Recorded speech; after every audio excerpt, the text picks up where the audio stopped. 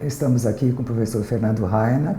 Ele é professor titular do Departamento de Bioquímica da USP, doutorado em Cornell, nos Estados Unidos, e pós-doutorado em Cambridge, no Reino Unido. Foi diretor executivo da Votorantim Ventures, o fundo de risco do Grupo Votorantim, e atualmente é sócio do Pitanga, um fundo de investimento em startups. Mas o ponto central da nossa conversa hoje se deve ao fato de Reinach ter sido um dos principais idealizadores do projeto Genoma da FAPESP. Então, vou começar lembrando o seguinte, que em 95, o professor Pérez, então diretor científico da FAPESP, começou a se preocupar com o fato de a produção científica brasileira na área de biologia molecular crescer em números absolutos, mas ficar sempre atrasada em relação aos países desenvolvidos. Isso por conta do baixo investimento em genética molecular. Pérez, então, desafiou o senhor, que então integrava a coordenadoria da área de biologia da FAPESP, a encontrar uma solução para o problema. E a solução veio em maio de 97. Como é que o senhor concebeu o projeto Genoma? Bom, na verdade, o que estava acontecendo na época é que, à medida que a ciência brasileira ia crescendo, algumas áreas novas na época, como a biologia molecular, cresciam muito mais rápido do lado de fora do país, tipo nos Estados Unidos, na Europa, no Japão, do que no Brasil. E as áreas mais clássicas estavam acompanhando o crescimento mundial. Então, teve essa sensação que a gente estava ficando para trás nessa área de biologia molecular. Aí teve muitas discussões na FAPESP. Como é que fazer? Será que a gente faz um programa específico e compra um monte de equipamentos? Será que a gente faz um edital e faz uns centros de pesquisa? Estimula as pessoas aí nessa área? O que nós vamos fazer para essa área andar mais rápido, né? Aí, num fim de semana, eu sequenciava muito DNA já na época, tinha trazido essa tecnologia para o Brasil da Inglaterra e tal, e estava começando os genomas. Então, os primeiros genomas de bactérias já tinham sido sequenciados e tal. Aí, pensando no que precisava para fazer um genoma, eu fiz uma lista e vi que todas as tecnologias de biologia molecular que iam ser usadas para qualquer coisa, você precisaria dominar elas para sequenciar um genoma. E sequenciar um genoma naquela época era muito complicado. Então você precisaria de um monte de laboratórios para conseguir sequenciar um genoma. Eu falei, bom, então se a gente juntar 20 laboratórios no Brasil e decidir sequenciar um genoma, esses 20 laboratórios, com todos os seus estudantes e tal, no fim do processo, vão dominar toda essa tecnologia. E essas pessoas vão ser treinadas. E de quebra, a gente vai ter um genoma sequenciado no Brasil. Um projeto 2 em 1, né? Projeto 2 em 1. Você ia treinar as pessoas e ia ter um genoma sequenciado. Então, não era só ir, e claro, você ia depois colocar dinheiro para equipar esses laboratórios para eles poderem sequenciar o genoma. Então, não só você ia equipar, você ia treinar e você ia ter um resultado científico importante. Daí, quando eu tive essa ideia, eu liguei para o Pérez, a gente teve uma reunião num fim de semana, acho que já faz 22, 23 anos, e eu expliquei a ideia para ele. E aí ele gostou da ideia. Daí a gente começou a desenvolver a ideia, né? Aí você tinha o problema você tinha dois problemas, você tinha vários problemas. Você tinha o problema de saber que bicho a gente ia sequenciar, que bactéria a gente ia sequenciar. Aí tinha um segundo problema, era como é que a gente seleciona os laboratórios? Será que vai ter gente que está interessada em fazer, se a gente fizer um edital, ou não vai chegar ninguém? Depois, como é que você coordena isso? Nós não vamos fazer um prédio, a gente vai fazer, cada laboratório sequencia um pedaço no seu próprio laboratório. Então a gente tinha todo esse problema de como coordenar esse projeto todo, né? E como avaliar se o projeto estava indo bem, né? E daí a gente começou... Como é que vocês responderam a cada um desses desafios? Aí começou, a gente juntou um núcleo de pessoas para pensar nisso, lá na FAPESP. Aí que veio o Simpson, veio o Paulo Arruda, e eram várias pessoas de várias áreas, né? E aí teve algumas coisas que surgiram que foram muito interessantes. A primeira era a ideia de sequenciar um patógeno de planta, porque no mundo todo, todos os grandes laboratórios, a prioridade era sequenciar patógenos humanos, que é mais importante, são doenças que afetam as pessoas. Então. Como a gente não sabia o que as pessoas estavam sequenciando no resto do mundo, você fala assim, não, vamos pegar um patógeno humano X. Tinha um risco grande de, no meio do projeto, Harvard falar, olha, acabei de sequenciar o patógeno X. E a gente ia dar com os burros na água. A gente pensou que um patógeno de plantas era a prioridade segunda no resto do mundo. E aí nós pensamos um patógeno de uma planta cuja doença fosse praticamente só tivesse no Brasil. Daí veio a ideia da Xylella fastidiosa, que causa o amarelinho nos laranjais. Primeiro, era um problema importante no estado de São Paulo, o pessoal da agricultura estava dizendo que esse era um problema. Segundo, ele tinha um genoma relativamente pequeno, então dava para fazer. Então isso definiu que seria a Xylella. Depois tinha um problema de como fazer a coordenação. Selecionar os laboratórios. Primeiro, como é que seria a coordenação? Como é que esse projeto seria coordenado?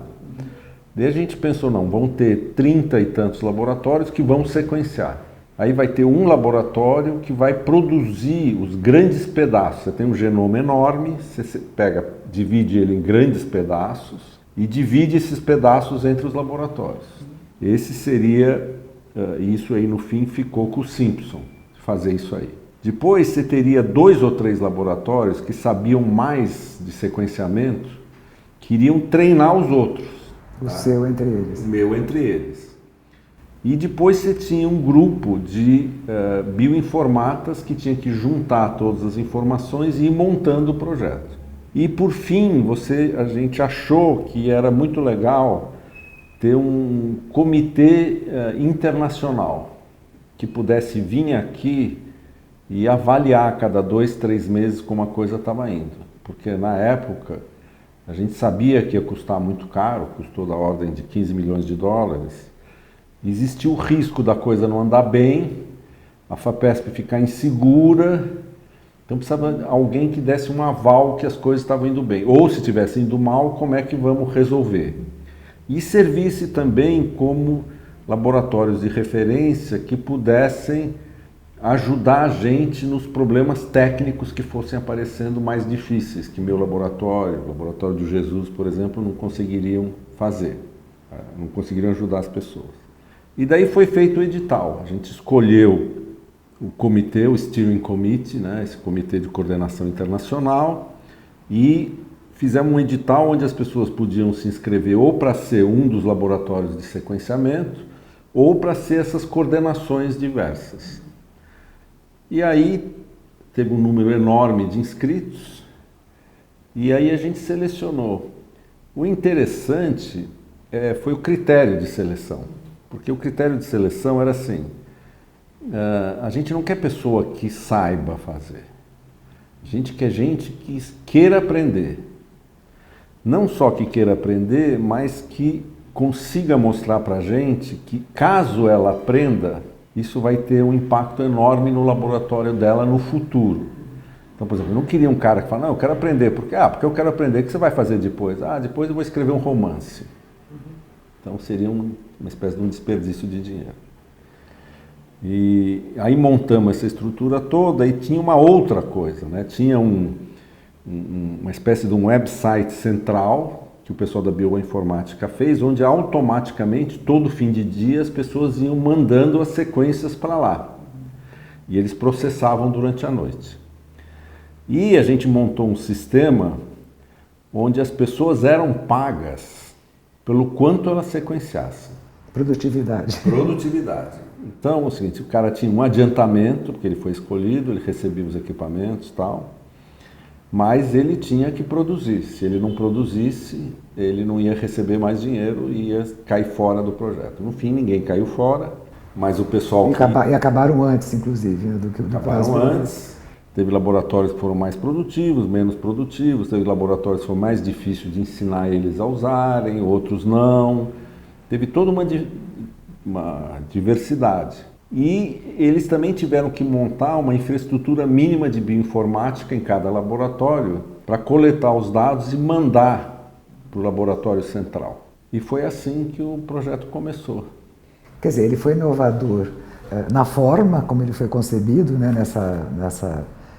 esse modelo que o senhor acaba de descrever. Eu acho que a parte mais inovadora é o seguinte: você treina as pessoas, quer dizer, não é tão inovador se você pensar, né? Você pega a pós-graduação, é o seguinte: você treina PhDs e o treinamento deles é resolver um problema, ou seja, fazer uma tese de doutorado.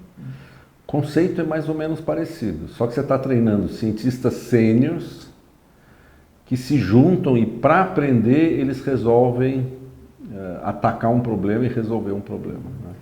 Coletivamente, né? Eu acho que a coisa da cooperação é uma novidade também, eu estou falando de inovação, que também foi uma novidade que o Projeto Genoma trouxe, a colaboração e os jovens pesquisadores, né? Os jovens pesquisadores no sentido do pessoal que estava começando a carreira, iniciando a sua carreira, então... Você pega, por exemplo, e as pessoas tinham que se alinhar com o que era o objetivo do projeto. Então você pega, por exemplo, o professor Krieger, do INCOR. A gente chamava ele de Kriegerzinho, porque tinha o pai, né? Hoje ele é o professor Krieger. Bom, o Krieger, por exemplo, foi um dos 33 laboratórios. Bom, o cara trabalhava com coração no Instituto de Pesquisa de Músculo Cardíaco em seres humanos, e ele achou que ele precisava aprender essa tecnologia. Agora, para ele, se você deixasse totalmente livre, ele ia falar: não, eu quero aprender e usar num problema meu aqui, de problema cardíaco. Mas não, para ele entrar no programa, ele tinha que sequenciar um pedaço de um patógeno de planta. Patógeno de planta passa longe do INCOR. Passa longe do INCOR, entendeu? Então, essa coisa de todo mundo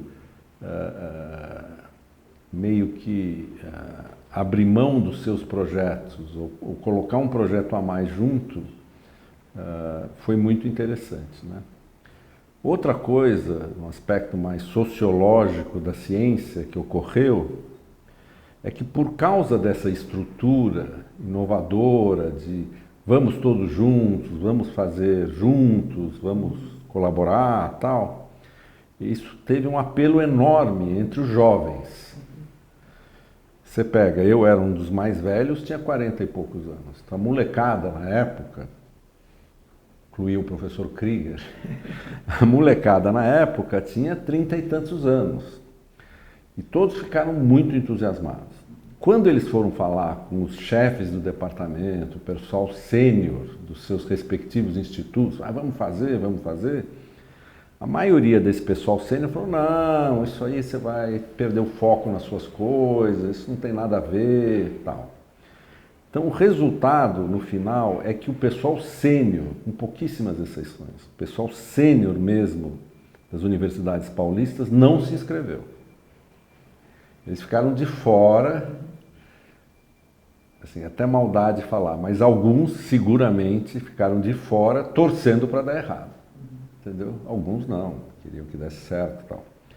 Então, ele foi um projeto onde o pessoal jovem adquiriu uma independência total, porque eles tocavam o projeto dentro do laboratório de um titular ou de um catedrático, meio livres.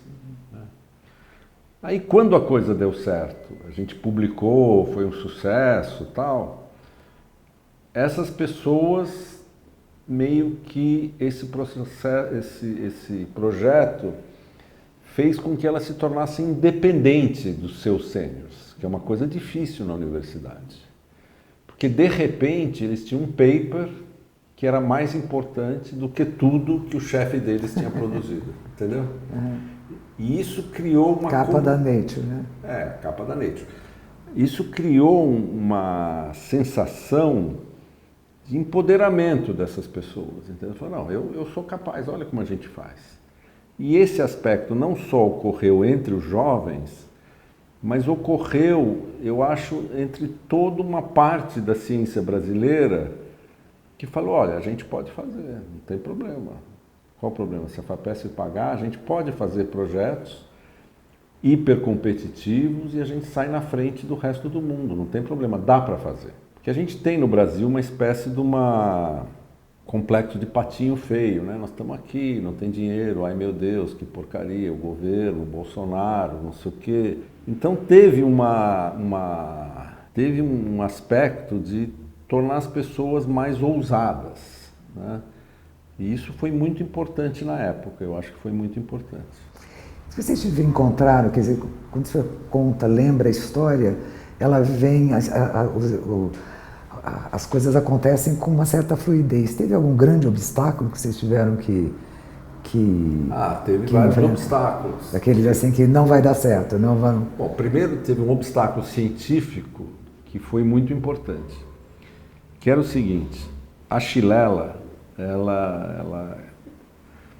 as pessoas falam, a Xylella causa o amarelinho, mas aí a gente precisava de uma amostra de Xylella. Eu preciso de um tubo com uma Xylella, que eu vou crescer aquela Xylella e é ela que eu vou sequenciar. E foi muito gozado, porque tinha uma polêmica entre os patologistas de planta no Brasil, que algumas amostras que estavam circulando para o Brasil não causavam a doença, e outras causavam. Aí não, e se a gente pegar uma que não causa, gasta um dinheirão, e depois você acaba sequenciando um troço que não é a causa da doença. Aí teve um cientista francês, que foi muito importante, que tinha isolado aqui, ele falou, não, essa amostra... O Beauvais, né? O Beauvais, ele falou, olha, essa amostra é a da Xylella mesmo e podem sequenciar essa, eu ponho a minha mão no fogo. O que deu uma tranquilidade para a FAPESP na época. Isso foi um dos problemas. E teve um problema sério, que era a alta administração da FAPESP e os cientistas muito influentes lá dentro. Que alguns deles tiveram uma reação, sabe? Porque quando você fala, olha, eu vou sequenciar esse negócio e o sucesso depende de você chegar no fim, por definição, se você não chega no fim, é um fracasso. Então, como é que vai ficar a FAPESP se a gente investir 15 milhões de dólares nisso e não chegar no fim? E se não der certo? E se esses brasileiros não conseguirem fazer? Aí teve duas soluções importantes. Primeiro foi o Pérez que bancou. Falou, o risco é meu, eu quero fazer, não sei o que, tal, bancou. E depois teve o comitê científico internacional. Eles vieram aqui e falaram assim, olha, a gente faz isso acontecer aqui, a gente vai vir aqui, quanto for necessário, esse troço vai acontecer. Então foi um caso interessante de gente muito importante no exterior que tirou o tempo e se comprometeu com a FAPESP de que aquilo ia fazer. Ele falou, não, nem se tiver que mandar gente aqui, se eles tiverem que ir lá treinar. E durante os anos do projeto socorreu muito. Tinha problema, eu ligava para um cara, ele falava, tem problema? Eu vou mandar um postdoc aí para te ajudar. Ou não, pega um avião, vem para cá. Simpson, vem aprender a fazer não sei o que, entendeu? Então eles garantiram... Um comitê realmente atuante no sentido de ajudar a avançar. E umas pessoas que realmente acreditavam que ciência no terceiro mundo dava para fazer, e que conheceram a gente e ficaram confiantes que a gente ia fazer e deram essa garantia para a FAPESP, porque a maioria dos projetos da FAPESP financia uma pesquisa, eu vou tentar descobrir tal coisa. Se descobrir, tudo bem, se não descobrir, paciência, pede um outro grant e tenta de novo, né? Aqui não, era um troço de projeção internacional muito grande, a comunidade internacional ficou de olho. E você não fazer uma coisa que você sabia que teoricamente é factível, porque já tinha sido feito para outros patógenos, seria uma vergonha nacional, entendeu? Então esse foi o outro problema. E é interessante que o sucesso também mostrou a expectativa de vocês foram recebidos no Palácio do Planalto, vocês foram recebidos numa festa na Sala São Paulo, né? Teve muita coisa legal. O Fernando Henrique chamou todo mundo lá, deu um jantar para os 33 grupos. Daí o Mário Covas, que era o governador, fez uma festa com a Sinfônica. Todo mundo ganhou uma estatueta. Eu tenho, a minha está aqui em algum lugar, não sei aonde. E aí teve uma projeção, não só foi capa na noite, mas teve centerfold. A minha geração é a geração que tinha o centerfold da Playboy. Lembra o centerfold da Playboy? Você abria e tinha uma mulher pelada desse tamanho, né? Nas revistas científicas, você às vezes você precisa de uma figura grande. Então você às vezes você precisa ter um centerfold que abre. E a Nature falou, não, vocês podem fazer um centerfold com o desenho do genoma inteiro, não sei o que e tal, teve o centerfold. Aí teve capa na Nature, aí o The Economist fez uma matéria muito legal, daí teve matéria no New York Times, então realmente foi um... E foi, no fim, foi o primeiro genoma de um patógeno de planta sequenciado no mundo, foi o primeiro genoma sequenciado fora dos grandes centros, né?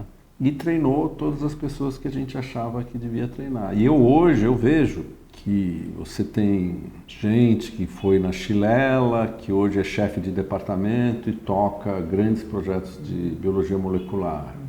Outros foram para a indústria privada, outros estão no Fleury, outros estão no laboratório tal. Tem gente no Sírio-Libanês fazendo todo o diagnóstico de câncer, foi treinado num projeto lá. Então, isso nunca foi feito. É muito interessante que você deveria ter alguém da história da ciência fazendo uma pesquisa. Fala, funcionou mesmo? Vamos pegar aquelas 300 pessoas que participaram do projeto. E onde é que elas estão hoje, né? Ver se para elas fez diferença, se de fato fez diferença no estado de São Paulo. Então. Uma das coisas que o projeto ajudou a fazer a diferença foi constituir pelo menos duas empresas, a Lerix e a Canaviales, né, que resultou da reunião de alguns pesquisadores que tinham participado do projeto da Chilela e que levaram esse conhecimento para o mercado, né? E como isso tem impressões fortes, impressões digitais suas, eu queria que você contasse um pouco como é que isso daí se desdobrou, né? Como é que aconteceu essa...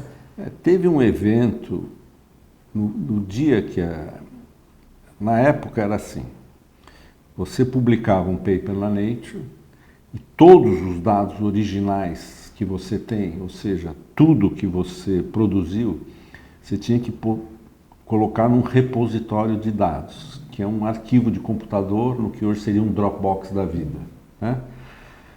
Aberto. Então o cara podia abrir a revista e falar, cadê a sequência? Eu quero a sequência mesmo, né? E a gente tinha que abrir esses dados. Até aquele momento estavam nos nossos computadores fechados, né? Naquele dia, quando a revista é publicada, esses dados têm que se tornar públicos. Daí eu falei para o Kitajima, olha, vamos monitorar quem baixa todos esses dados. Quem são as pessoas, que universidades, que pessoas vão baixar esses dados. Aí 3 dias depois eu me reuni com o Kitajima e falei, e aí, quem baixou os dados? Ele falou, olha, no Brasil ninguém. Eu falei, e as empresas, Embrapa? Não, ninguém baixou os dados. E o pessoal que planta laranja também não baixou os dados. Quem baixou os dados? Ele começou uma lista. A Bayer, a Dupont, a Syngenta, a companhia tal, o Departamento de Agricultura americano, Departamento de Pestes da França, Departamento de não sei o que da Inglaterra. Definindo uma clientela ali, né? Aí eu falei, não é possível, quer dizer, a gente gastou 15 milhões de dólares e produzimos dados que nós estamos entregando de graça para o resto do mundo. Isso é normal em ciência, mas pelo menos devia ter alguém preocupado no Brasil, né? Todas as grandes universidades baixaram. Tal. Aí eu escrevi um artigo na Folha, tipo na semana seguinte da publicação do projeto, que chamava Despreparados para o Sucesso. Não sei se você leu. Nesse artigo eu dizia, olha, por um lado foi um sucesso, por um lado é um fracasso. A gente gera esse monte de informação, não tem nenhuma empresa no Brasil, não tem ninguém que vai usar esses dados. Então o que adianta você ter ciência básica se ninguém vai usar esses dados? Então aí esse troço ficou na minha cabeça. Logo depois eu saí da USP, fui trabalhar na Votorantim. E aí eu tinha um fundo de investimento, onde eu poderia investir. E aí o pessoal da Chilela veio e falou assim, nós queremos fazer uma empresa. Lembra que você falou que não tinha? A gente quer fazer uma empresa. Aí, fome com a vontade de comer, né? Aí nós financiamos essas duas empresas, elas trabalharam com Chilela, trabalharam com cana-de-açúcar, era uma empresa de genoma das culturas importantes para o Brasil. E aí Foi um sucesso, criaram a empresa, etc. Essa empresa depois foi vendida para a Monsanto e foi a primeira grande empresa privada de biotecnologia no Brasil. Essa tendência continuou, quer dizer, a gente segue tendo empresas, startups de biotecnologia com um papel importante, dizendo, ou a experiência da Xilela, perdão, da Lélix e da Canavieiras foi muito especial e muito particular. Eu não acho que ela foi especial, porque tem um monte de empresinhas surgindo.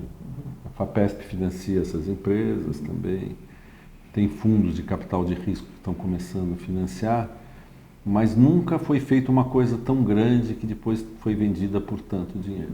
Né? E isso daí é uma oportunidade perdida ou há alguma possibilidade de voltar a ocupar esse espaço? Eu acho que o Brasil não tem massa crítica ainda. Então a gente criou uma massa crítica, criou um movimento, ele foi, eu não diria que ele morreu na praia, porque ele não morreu, mas depois os filhotes foram ficando menores, entendeu? Tem muita empresa de biotecnologia hoje no Brasil, eu acho que se você for pesquisar, você vai achar que várias pessoas que participaram da Xilela criaram empresas depois, né? Mas não era esse o nosso objetivo, né? O nosso objetivo era criar essa massa crítica que ainda não tem. Uma das coisas que me deixou mais triste é que esse espírito colaborativo, ele durou durante um certo tempo. Nós sequenciamos as xantomonas depois sequenciaram mais isso, sequenciaram mais aquilo. Mas aos poucos os laboratórios de novo foram se fechando, cada um tocando a sua coisinha. E hoje tem projetos colaborativos, mas menores. Um dos grandes projetos colaborativos que sobrou é o Biota FAPESP, que de certa maneira foi criado nessa mesma onda de vamos fazer tudo junto, vamos mapear a flora e a fauna inteira do estado de São Paulo e teve sucesso, né? O senhor é sócio, um dos criadores do Fundo Pitanga, né, de investimento de empresa de alta tecnologia. Recentemente vocês criaram também um outro braço do fundo, não sei se a gente pode chamar assim, mas que é o Pitanga Redux, né?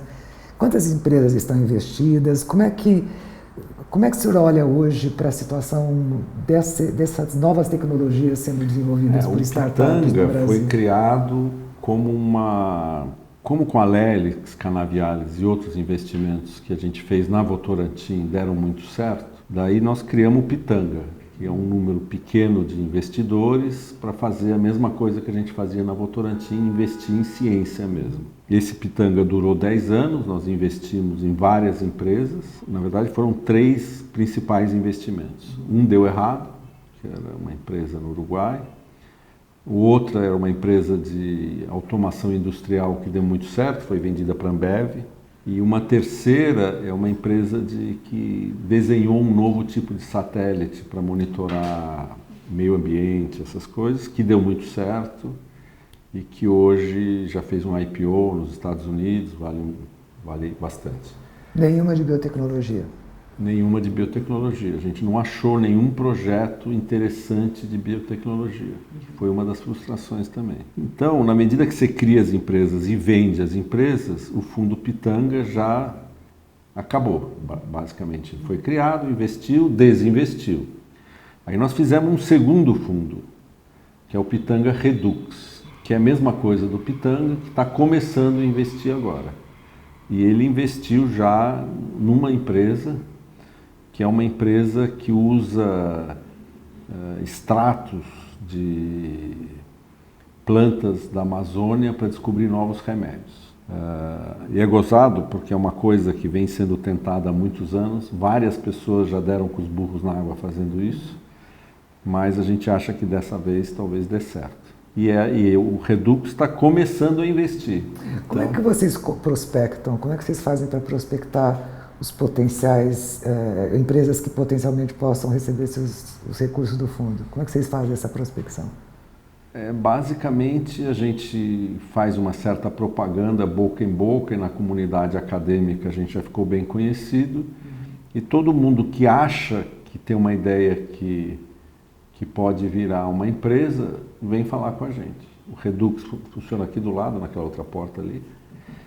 E, na verdade, é um processo seletivo brutal, porque a gente aprova 1 em cada 1000 projetos. Então, no Pitanga 1, a gente viu mais de 3 mil projetos, investimos em 3. E mesmo assim, não todos deram certo, né? O Pitanga Redux é a mesma coisa. Mas agora já está tendo cada vez um número maior de fundos investindo em startups, né? Quando a gente começou o projeto Chilela, não tinha Venture Capital no Brasil ainda. Foi essa frustração com isso que gerou o primeiro investimento, que depois gerou o primeiro fundo, e agora já tem muitos fundos. E eles estão investindo não só em biotecnologia, estão investindo em muitas coisas diferentes, né? Bom, professor Fernando Reinach, muito obrigado pela entrevista, foi muito bom. Prazer. Agradecemos bastante.